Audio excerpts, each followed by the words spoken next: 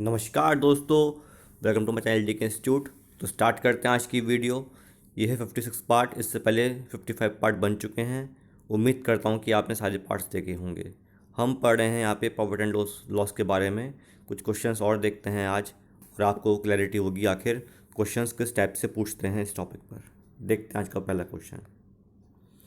A housewife saves 2.50 rupees in buying a dress on sale. If she spent rupees 25 for the dress approx, how much percent she saved in the transaction? तो भाई, हम जानते हैं income जो होती है वो होता है एक्सपेंडिचर प्लस सेविंग। ये आप जानते हो। यहाँ पर कितना खर्च किया लेडी ने? 25 रुपीज़ उसने स्पेंड किए हैं। और कितना सेव किया यहाँ पर? 2.50। उसका मतलब कि उसकी इनकम कितनी हो गई? 27.50। ठीक है। बताना है हमें कितना परसेंट वो सेव करती है। तो भाई सेविंग कितनी है? 2.5। और कितना उसकी इनकम है? 27.5 मल्टीप्लाई बाय 100।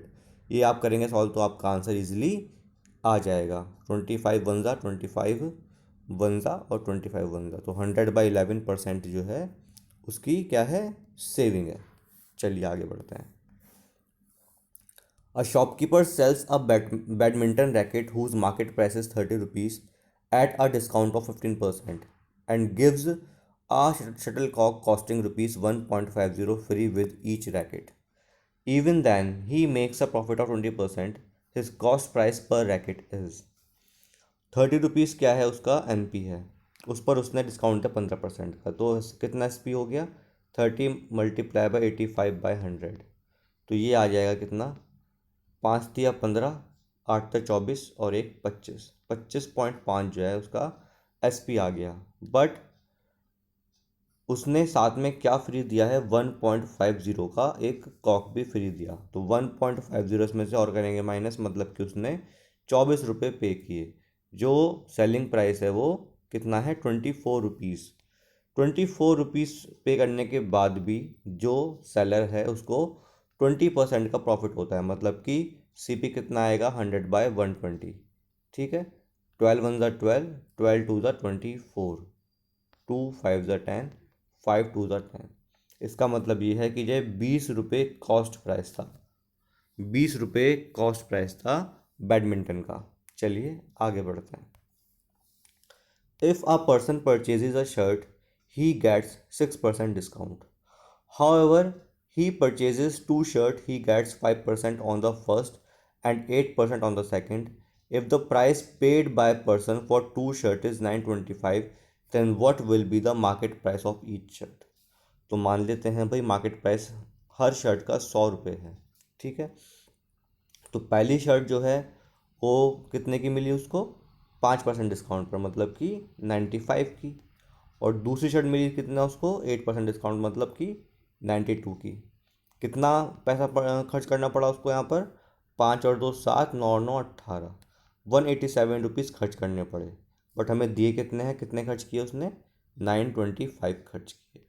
इसका मतलब एक बराबर किसके है? 925 डिवाइड बाय 187।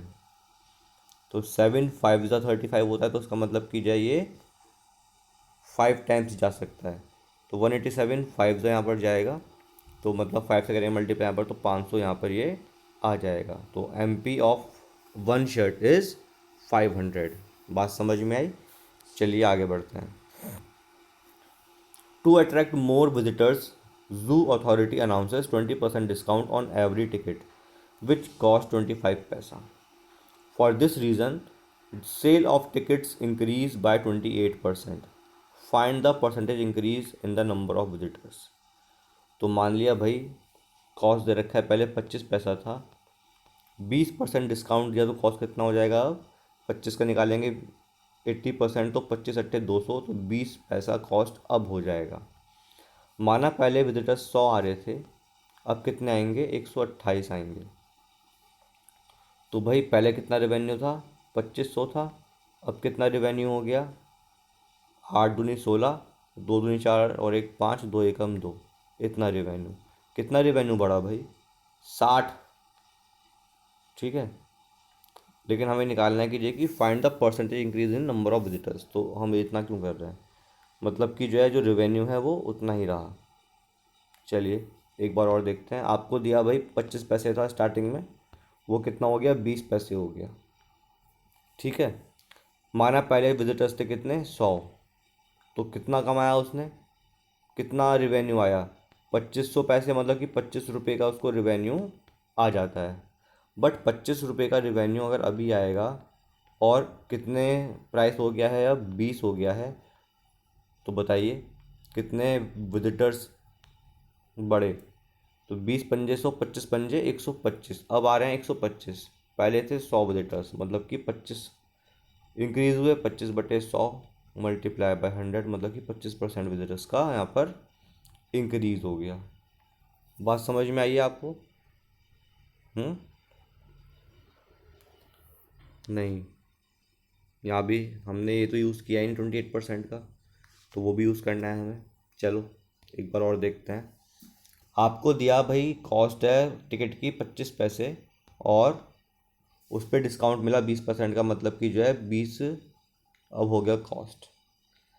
इस वजह से क्या हुआ, जो sale of ticket, number of tickets जो हैं, भाई पहले 100 विजिटर्स थे, अब क्या हुआ,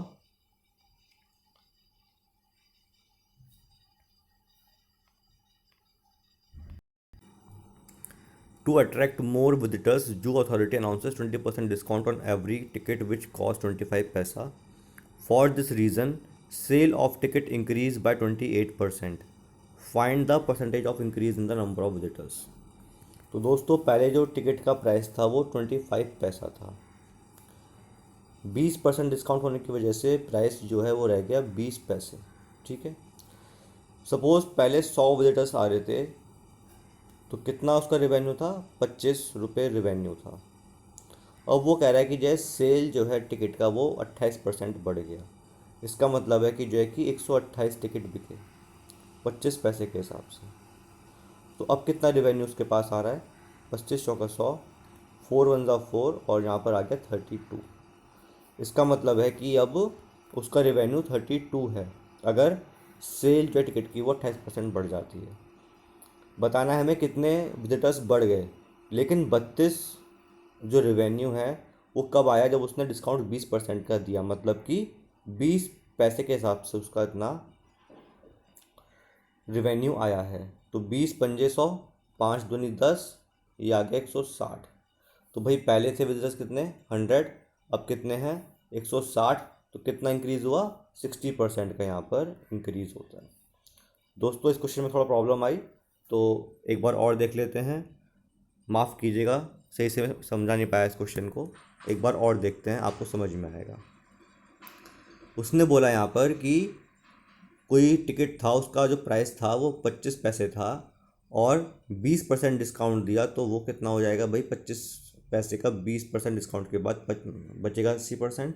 25 × 8 = 200, तो मतलब कि 20 पैसे हो जाएगा एक टिकट का प्राइस अब।